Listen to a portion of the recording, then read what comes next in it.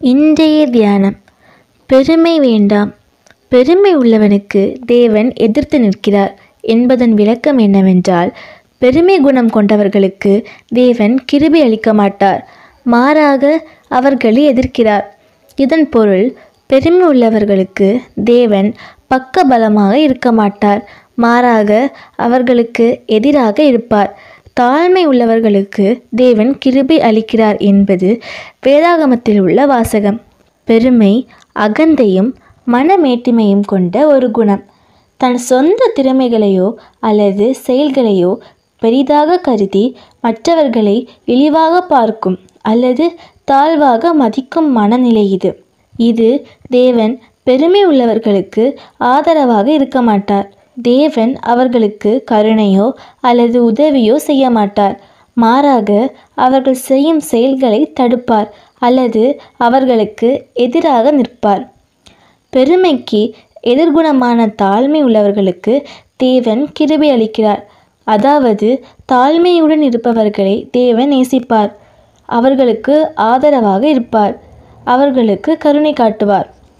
ஒரு தோட்டத்தில் புதிதாக வாழைக்கன்று ஒன்று நடப்பட்டது. ஏற்கனவே அதற்கு அருகில் ஒரு தென்னங்கன்றும் இருந்தது. வாழைக்கன்று தென்னங்கன்றிடம் கேட்டது, "நீ இங்கே எத்தனை வருடமாக இருக்கிறாய்?" தென்னங்கன்று சொன்னது, "1 வருடம்." "1 வருடம் என்று சொல்கிறாய், ஆனால் என்னை விட கொஞ்சம் உயரமாக இருக்கிறாயே, ஏதாச்சும் வியாதியா?" என்று கேட்டுவிட்டு ஏதோ பெரிய நகைச்சுவையை சொல்லிவிட்டது போல் சிரித்தது. தென்னங்கன்றோ அதை காதில் வாங்காதது போல புன்னகைத்தது. ஒவ்வொரு நாளிலும் வாழைக்கன்றின் வளர்ச்சி பெரிதாக இருந்தது. 2 மாதத்திற்குள் தென்னங்கன்றை விட உயரமாக வளர்ந்துவிட்டது. வாழைக்கன்றின் கேலியும் கிண்டலும் அதிகமானது. தென்னங்கன்றோ எப்போதும் போல சலனமில்லாமல் புன்னகைத்தது. வாழைக்கன்றை நட்டு 1 வருடம் ஆவதற்குள் தென்னங்கன்றை விட 2 மடங்கு உயரமாகிவிட்டது. தினமும் தென்னங்கன்றை பார்த்து கேலி செய்து சிரிப்பது மட்டும் குறையவில்லை. "கடவுளுக்கு உன்னை மட்டும் பிடிக்காதோ?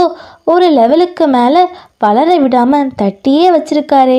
நீ இருக்கிற மண்ணில்தான் நானும் இருக்கேன், உனக்கு கிடைக்கிற தண்ணி தான் எனக்கும் கிடைக்குது, ஆனால் பாரு, நான் மட்டும் எப்படி வளர்ந்துட்டேன், உனக்கு விதிச்சது அவ்வளோதான் போல" என்று வார்த்தைகளாலேயே குத்தி காயப்படுத்தியது. தென்னங்கன்றிடம் புன்னகை தவிர வேறெந்த பதிலும் வரவில்லை. இன்னும் சிறிது காலம் சென்றது. அதிலிருந்து அழகான குலை வெளிப்பட்டது. அது பூவும் காய்களுமாக அழகாக மாறியது. அதனுடைய பெருமை இன்னும் அதிகமானது. இரவும் பகலும் தென்னங்கன்றை கேலி செய்து சிரித்தபடியே பொழுதை கழித்தது. நல்ல உயரம், பிளவுபடாத அழகிய இலைகள், கம்பீரமான குலை. வாழை மரத்தின் பெருமைக்கு அளவே இல்லாமல் போனது. இப்போது காய்கள் முற்றின. ஒரு மனிதன் தோட்டத்துக்கு வந்தான். வாழை மரத்தை சந்தோஷமாய் சுற்றி சுற்றி வந்தான். வாழைக்காய்களை தட்டி பார்த்தான். தென்னை மரத்தை திரும்பி கூட பார்க்கவில்லை. இதைவிட வேறென்ன பெருமை வேண்டும்? வாழை மரத்தின் பெருமை அடங்குவதற்குள் திடீரென ஒரு புதிய மனிதன் கத்தியுடன் வந்தான். முதலாவது மனிதன் பிடித்து கொள்ள அதன் குலைகளை வெட்டி எடுத்தான். வாழை மரம் கதறியது. அதன் பெருமையெல்லாம் காணாமல் போனது. மரண பயம் வந்துவிட்டது. அது பயந்தபடியே அடுத்த காரியம் நடந்தது. ஆம், வாழை மரம் வெட்டி சாய்க்கப்பட்டது.